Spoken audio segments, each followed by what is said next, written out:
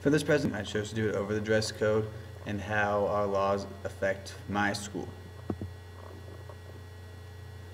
So according to our textbook, the U.S. Supreme Court has refused to address school dress code. It is not one of the things that they consider significantly important, but it's still tied to the freedom of expression. So schools have the right to enforce a dress code within reason. The restrictions have been held up. For example, there are rules that protect student safety. For example, if a student's hair could get caught in a saw in the wood shop, or if there's anything like goggles in a sign. Also to protect student health, anything that would keep students clean. If a student might have any hygienic issues, the school can ask them to wash their hair or cut it if necessary. Rules that protect community standards, anything that makes the kids look good enough to be part of that community. Basically, they have to be covered up and look like decent citizens. Last one is the rules that prohibit disruption of school activity, anything that's going to cause other kids to be disrupted, and kids are distracted by so many things that this really covers a wide variety of issues. In my school in West Kansas, dress code is actually a big deal. Our principal talks to the students at least once in 9 weeks just to kind of recap what's going on with the dress code, how they're doing, and what they could be doing better.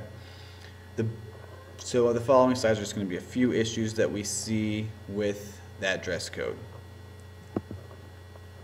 Our first thing is short shorts. We have girls that wear shorts that are basically in line with their underwear. And that is something that we ask them not to wear. We ask them to go a little bit longer so that everything's all covered up. Additionally, it goes both ways. Boys showing their underwear is not acceptable. We ask them to be able to cover up everything. The last thing that I see a lot of is just inappropriate t-shirts. They're usually asked to either put a jacket over them or turn them inside out. I generally agree that a lot of this happens, but I tend to be a little rebellious sometimes, and I have fought for kids saying that their t-shirts were not nearly as inappropriate as a teacher made it out to be. But that's just me, I think. So basically, is our school in boundaries with the law, with the short shorts and the underwear showing? I do believe that fits within the rulings that community standards must be upheld. Additionally, these could be disruptive. If boys are checking out girls because their shorts are short, that's disrupting class. Same thing if kids are checking out guys because their underwear is showing, that's causing issues. The t-shirts are also a disruption. Sometimes just reading them, if kids are laughing at them, that's an issue. Our dress code, this is just something that you can read through. Reading through it, it's nothing that we haven't already talked about. Hair should be clean. Shorts need to be long enough.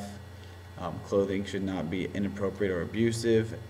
Everything should be covered up. No sagging.